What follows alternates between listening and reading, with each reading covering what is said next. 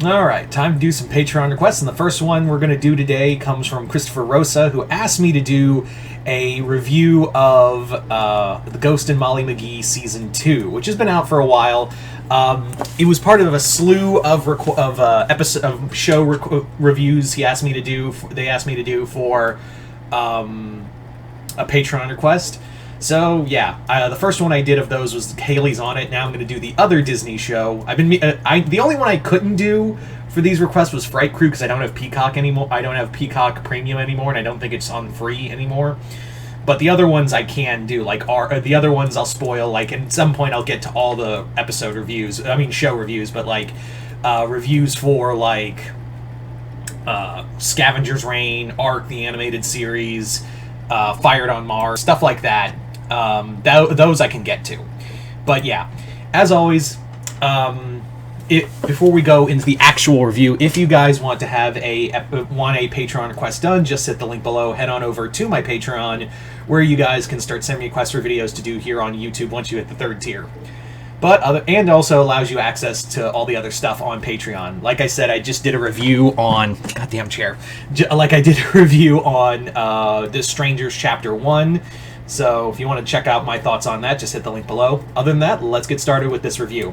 So The Ghost and Molly Mcgee was a show that I really enjoyed. It's just fun and adorable, and it was just all kinds of just...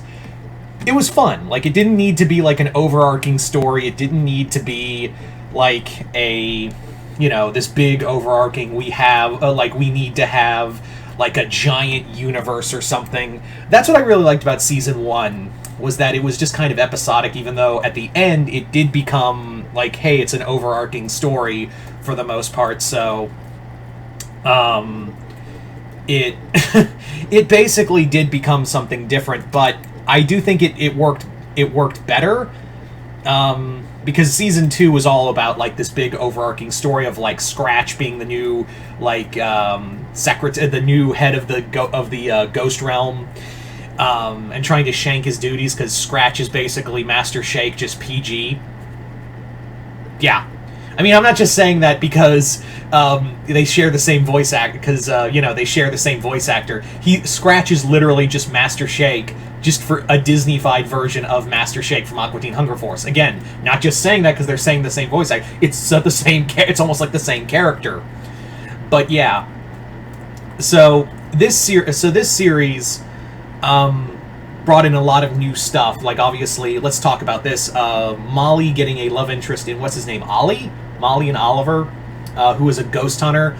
And that one, now I'm going to talk about that real quick, not because I kind of thought they were going with Molly and Libby, of how, like, there was a lot of stuff in there that made me go, huh, I guess they're kind of building to that relationship, but that didn't happen.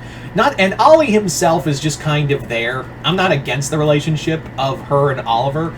In fact, it was kind of adorable by the end, but the first time we see him, it's just like, why are you here? Like, are you just here to bring drama? I don't need drama in my cutesy cartoon. They did a lot more with Andrea, too, as a character, and they do reveal that, hey, she has more... not to spoil anything if you haven't seen the series, but they do have this blinky and miss it moment that make you go, oh, so you and Amity have a lot in common, I see. Libby got some good stuff, too. I especially like her episode where she meets her dad, and it was a really heartbreaking scene with her and her dad meeting again. I really like a lot of the storytelling in here. I think this show, even though it only got 2 seasons, I feel like this series could it did end on a high note. It very much was like Gravity Falls, where it got 2 seasons and then it just ended, but it stuck the landing with those 2 seasons. Would I have liked to have at least gotten 1 more season? Yeah. This show has just had some great jokes, some great comedic humor, and it managed to contain a lot of heart in it too, without being this world-ending kind of story.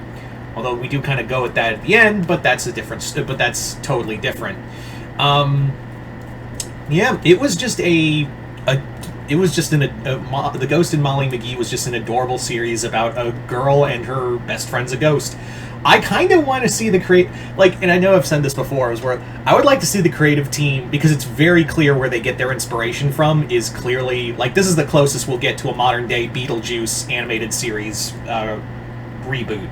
Although, I imagine, and I'm just going to go into a wee bit of a tangent here, I have this sneaking suspicion that, like, if the Beetlejuice sequel does well, which, again, I'm skeptical on, but I'm going to go see it, I think we will get a Beetlejuice reboot. And can we get this creative team to do that if we get a new Beetlejuice cartoon? Like, can we? Because I think it's just, the writing is just perfect for it. If not them, and this is going to sound a little heretical, I would kind of want the creative team behind Teen Titans Go to do a Beetlejuice cartoon, because how they did the Beetlejuice Teen Titans Go crossover perfectly nailed the energy you need for a Beetlejuice cartoon, and they got the character. Like, sometimes I think they get the characters and again, I've made my peace with Teen Titans Go. I'm sorry for this tangent, but I have long since made my peace with Teen Titans Go, and if you still hate it after all these years, I don't know what to tell you.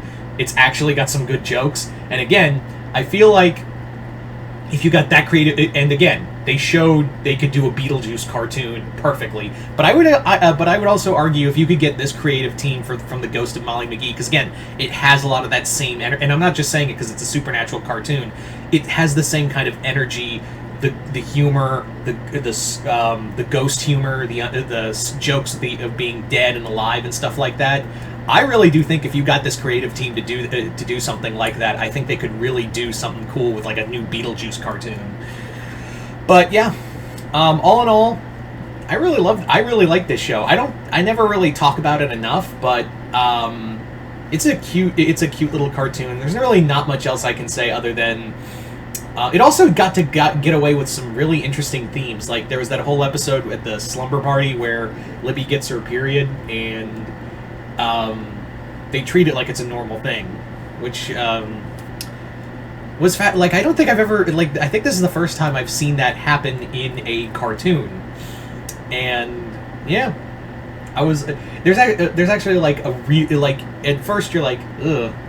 I imagine if you're if you're part of the female audience watching this, you're like, I understand what's going on. But me as a man, I'm just like, ew. But it actually grows into this whole story. Like, it actually goes from that to being this great plot about how Molly doesn't feel like she has some inadequacy of not feeling like she's really among other women. And I was like, that's an adorable message. But I think the best parts are I think the best humor comes from Scratch, and again, maybe it's just I think it's more line delivery than anything else, but like, it's perfect. It's just it was a great wholesome show, and I adore it. I adore the cartoon.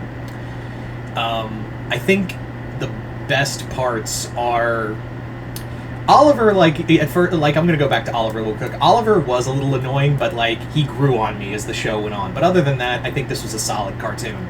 Anyway, you guys tell me in the comments below, what did you guys think of Ghost and Molly McGee Season 2? Did you guys like it, hate it? Comment below, let me know. Once again, I'd like to thank Christopher Rosa for this Patreon request and continued patronage. Other than that, hope you all enjoyed this. I'm Mr. Multiverse. I'll see you next time in the Multiverse.